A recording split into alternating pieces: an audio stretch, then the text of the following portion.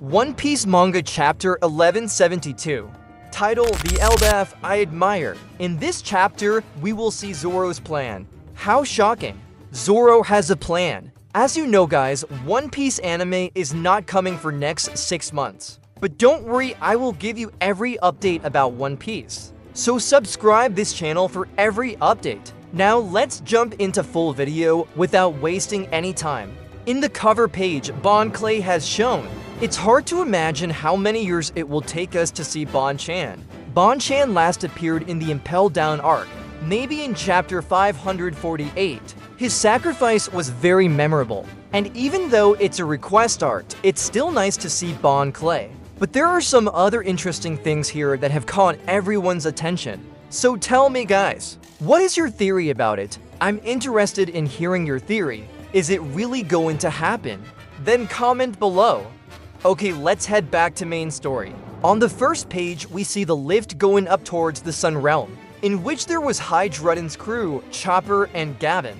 Since Gavin was aware of what was happening in the Sun Realm, he was telling details about them, that there were 3 foes there. Their goal was only one, to kidnap the children of Elbaf, and take them to the Holy Land. And there Zoro, sitting on Hydrudden's shoulder, became curious and said, how did only 3 humans do so much massacre, and why Gavin couldn't defeat them? Gavin said he had no excuses because the enemy is very powerful. Then Sanji asked, even though they are children, they are all giants. So how could such small human-sized enemies defeat them and they were able to move? Gavin said that there is a lady among them. She has a strange arrow ability, and the children are unable to resist her. They are constantly heading towards the West Village Harbor. And if they get into the ship, they will not be able to do anything else. Then Road, among the members of Hydrudden's crew, said, why can't they bring any children from there? Gavin answered, one of them is Summers. He has a unique ability. He became a barrier man after eating the thorn fruit. He can freely manipulate vines with sharp thrones, and those cut vines are invisible and they surround the children. So if we go to rescue them, we will get hurt because they are harder than iron. And if we break their line, the children will get hurt. Then Gerd said, the setup is done in such a way that the children will get hurt. Gavin then said that the last man seems to have powers that can make nightmares come true. So the monsters that the children are afraid of are now becoming reality, and they are attacking those who are going to rescue the children. It may seem that the children are just wandering around during the day, but it is impossible to rescue them. Then Hydrudden answered that it was part of a twisted plan they had planned, but he promised that no matter what, they would save the children, and one of them suggested the quickest solution is to target the 3 abilities. And Hydrudden's crew member Goldberg said that even though they seem immortal, there might be a way to defeat them, and according to him, they might be eatable too. Man, how funny! But we know their only weakness is hockey. However, they reached the Sun Realm by then, and as soon as they reached there, their eyes widened. They saw monsters bigger than them carrying out a massacre in the Sun Realm. The next scene shows a very wide area. No one there imagined they would see anything like this. It's as if there is no end to these nightmare monsters. Only monsters and monsters all around. And in this massacre, Dory and Brogy's ship was seen being destroyed. And Gavin was saying that they were moving forward, but they could no longer do it for these monsters. But Hydrudden could not accept it. In the next scene, Kashi is seen coming towards them in an injured state, who recognized Hydrudden. Hydrudden was happy to see him and asked him what was going on here because they were shocked after seeing all those massacre. Kashi then started telling them everything. He told them that Dory and Brogy were trying to kill Elder Jaharo. They had all gone mad, and he asked Hydrudden for help to stop them. Then Gavin asked what was the condition of the children now. Kashi then told Ripley that Gavin's wife had followed them, and he thought that they might have reached harbor by now. And after hearing his update, everyone got worried. Kashi then said to Rodo that Bjorn was also in their hands. Bien is one of the abducted children among them. As soon as Rodo heard this news, he ran towards harbor, and Goldberg and Gerd joined him to help him. Then Sanji asks Kashi where their school is, because Nami and the others will be nearby.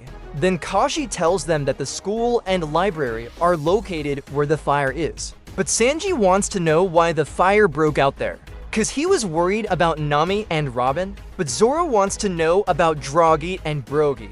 But Kashi told them that they should go to save Elder Jaharl soon. And there we see the current incident map, where it shows who is where currently. And this whole map is a map of Branch 8. And the children were seen very close to the harbor. And the children's parents and Ripley had reached very close to the children. And among the children, only Gabon's son Colin was in his consciousness. Everyone else was under their control. Walrus School and library were seen burning in flames. And Luffy's crew was seen being imprisoned by the fence of that cutter throne. But Brook was absent there, and Jinbei was thinking about Chopper. He could come to them at any moment, and he also thought that Brook might have a plan. What do you think, guys, where actually Brook went? So is there really a relationship between Brook and Gunko? Comment below. Nami was saying that they need to be freed from this bond soon, and Usopp was suffering cause he didn't want to see Draghi and Brogy like this. Because Draghi and Brogy become completely demon because of Domi Reverse. And everyone in West Village told Elder Jaharl to escape from there, because their two captains are no longer listening to them. But Elder Jaharl refuses to escape from there, and he said that he still has something to say to the whole Elbaf. Then the scene shows the broadcaster transponder Snail. Elder Jaharl will now tell everyone in Elbaf something. And Elder Jaharl says to listen carefully to all the Elbaf residents. He will tell everything before his death. Then he starts talking about Harald, that he always wanted to connect Elbaf with the country outside for this. He also joined the world government, but he got the result through betrayal, and the whole Elbaf was broadcasting it. And Gunko's reaction is also seen. And Jaharl continues, exactly 14 years ago, how all the soldiers died for a demon. Harald continues to describe it, and he says that Harald fought for Elbaf until his last breath. Then the people of Elbaf can understand that Loki was not behind Harald's murder. And Jaharl also says he was silent because otherwise Elbaf's people would have started a war that Harald never wanted, and Loki took all the blame on himself before the sea voyage. And also says Loki may be rude, but he is innocent. In the next scene, Hydrudden was seen running to save Elder Jaharl and had Zoro on his shoulder. And Zoro said that Elder Jaharl's description is correct, but not completely correct. And Hydrudden looked worried about his condition. Then in this scene we see Emo's 3 knights. Among them, Gunko was already possessed by Emo. And Summers was saying that when all this is over, he will go back to sleep.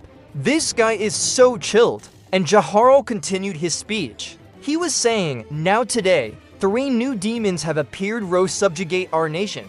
And Jaharl thought that all this would not happen again in Elbaf, but he was wrong. And he apologizes to the children for his silence. And Usopp was feeling proud of this speech of Jaharl. And guys, I was shocked to read what Jaharl said after that. So I will narrate those words exactly. Elder Jaharl continued to say, I am speaking to you now, demons. You can take our culture and history, but let our little ones go. If you think this act will crush our spirit, you've made a great mistake. We will not show you the same patience Harald did. You speak of subjugating us and picture our capture our people to be your slaves. Who the hell do you bastards think you're dealing with? If the Harley prophecies are true, the world is bound to face a great divine power one day. Holy hell! What a shocking speech, guys. Everyone listened to him intently throughout the conversation. And the emo, who was in the middle of the Gunko, was also shocked. Man, heads up to him. And for those who didn't understand the meaning of the Harley prophecy, I'm telling you that Elbaf was involved in this conflict from the very beginning in every era. And in that prophecy, it is said that someone will come forward who will free everyone. Yes, he is Sun God Nika, and he has to be our Luffy. Man, this is why I like One Piece so much. I doubt if any other anime can come close to its world building. What do you guys think about? Comment below. But Jaharl's last words were, Elbaf's everyone will stand against the world government. And from this speech, we understood that Jaharl has declared war on the world government. In the next scene, Emo was looking furious, and Jaharl was saying that they will not bow their heads anymore. And Zoro liked Jaharl's furiousness, and Hydrudden agrees with his words and says Jaharl was the most powerful warrior 300 years ago. And Jaharl continues to say whether the people of Elbaf agree with his words. And then everyone says, "Well said, Elder Jaharl." In the next scene, Usopp looked very proud, because Usopp now sees Elbaf exactly as he thought he would. But Nami loudly tells him to leave all this and think about how to get out of here. Hell no! She looks so much hot in this Elbaf clothing. Okay guys, let's move on to the last moment. And finally, Hydrudden's team is able to reach Droggy and Brogy face to face. And Zaharl's last statement was that they will fulfill Harold's dream. And then Hydrudden said if we get caught up by them somehow, then it's over. But guys, we see a sparkle on Zoro's face, and Zoro tells everyone not to worry, because he has a plan. Damn, Zoro has a plan. Hilarious. I think I can figure out what Zoro is going to do, but I don't want to give spoilers. What do you think, guys? Comment below. And comment how you liked today's chapter, and if you liked the video, give it a like and subscribe to the channel. That way you will get notifications of the next video. And if you want to see the previous chapters, you can check the playlists of my channel. So, that's all for today. See you in the next video. Till then, bye bye.